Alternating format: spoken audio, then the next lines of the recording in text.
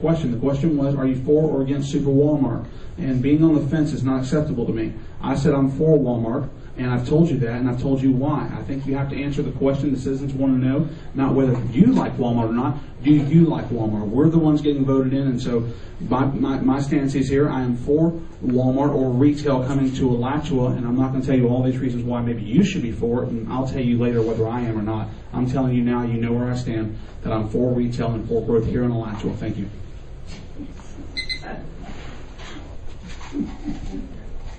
Okay, concerning water resources, part of the problem is that the Water Management District has issued permits for turf, i.e. lawn production, that takes water from this area's aquifer.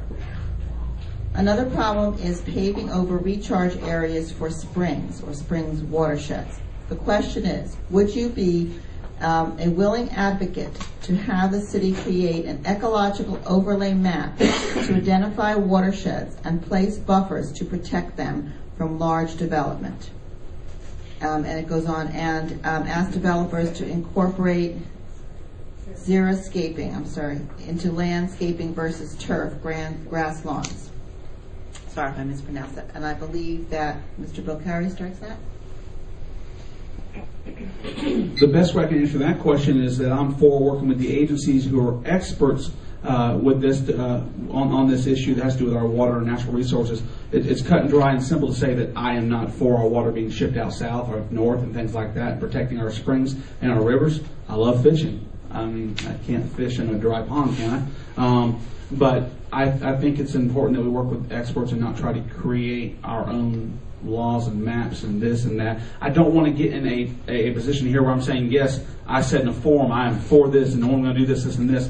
But in this situation, I'm going to say I'll work with our agencies to make sure that when development comes, that they have the necessary permits and make sure that we are business friendly but environmentally friendly as well. Thank you. Okay, Mr. Gannon. I don't think being concerned about the environment and being concerned about the economic health of the community have to be mutually exclusive. I really believe that long term, there are a lot of things that look good in the short term, but then when you look at them later on, you see that people make mistakes. And the Everglades situation is one of the biggest ones probably in the country. That this was a great idea to rearrange the water down there and provide a place for people to grow thousands and thousands of acres of sugar cane, and there's all kinds of economic opportunity, but they created an economic disaster in the process. So we really have to think these things through. It's easier to protect things than valuable resources like the aquifer than it is to fix it after it's broken. So I would say anything that we can do to increase the level of protection and forward thinking about the development's going to happen. We can't stop the development. The development's going to happen. What we can do is put standards in place that are going to make future generations proud of us for saying, wow, they thought about this, they protected this resource. Or they'll say, gee, you guys were, you weren't looking very far ahead when you did that. I mean, which one is it going to be? I really think I should have time to respond to the attacks that were made on me a few minutes ago about my lawsuits and I forget what he said about killing democracy, or the words that were used was very negative. And I would like to say that I have never been a plaintiff in a frivolous lawsuit, and that the lawsuits that I have been a plaintiff in with the City of Alachua could have been easily avoided had the City Commission taken the responsibility with the City Attorney to follow the law and to settle before it happened. This will be the last question before the final 1-minute statement, because we're coming right up to 4 o'clock. I think I've got it written. I got it right here to read. Do you believe that it is a potential conflict of interest and setting up a potential undue influence for a commissioner or elected official to have ties to the major agencies of influence in the city? And we will start with Mr. Canny. Major agencies of influence, I'm not quite sure what that means. We went on to make some, the question went on specifics. The newspaper, the Read it all. Read it all. That's fine. Okay. For working for a newspaper, having relatives at a newspaper, a city reporter, and assistant. I'm sorry, I don't know all these people because I live in Gainesville.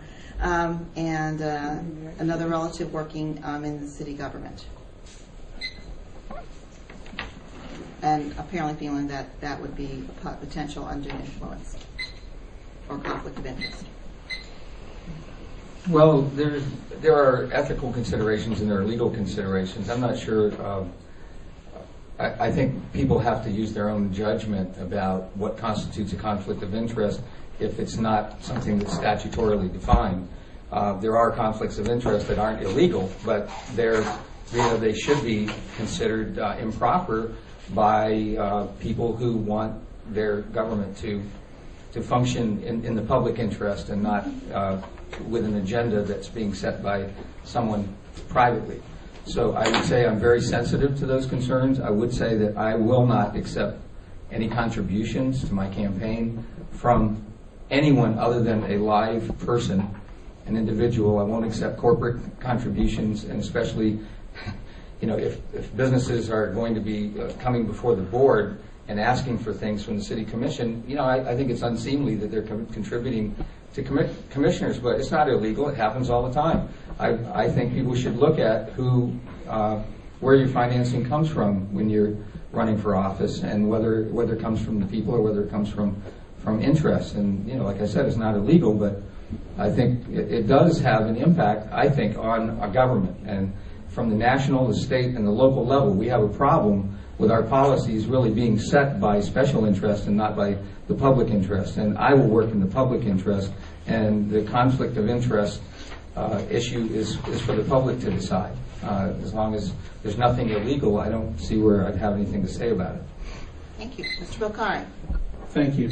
I would happen to agree with him that I don't have anything to say either. No, I'm joking. Part of that question is directed at me, and that's fine. If that individual would like to stay afterwards and chat about it, I'm fine with that as well. To question that is to question the integrity of individuals. And when you speak of the newspaper, you speak of the Alachua County Today. I'm an upfront guy. I'm in your face, and I'll just tell you right now what we're talking about. The Alachua County Today newspaper is family owned, and it's run by my family. I'm very proud of my family, and I stand by them in this community. And my brother Adam Bokhari works for the city of Alachua, and I'm proud of my brother, and I stand by my brother as he works for the city of Alachua. But the charter clearly states that the job of the commissioner is to work with the city manager of Alachua, and to do so otherwise is a violation of our charter. And I'm not interested in breaking any laws or ethics violations or anything like that. A conflict of interest, one question could have been asked this: is it a conflict of interest to sue the city and then run for commission to be on the city in which you're suing?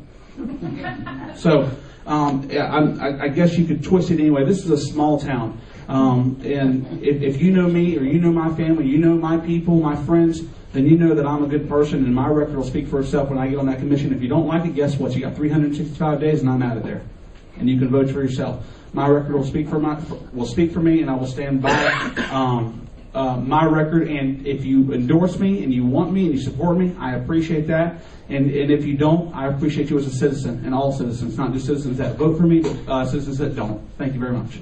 Thank you.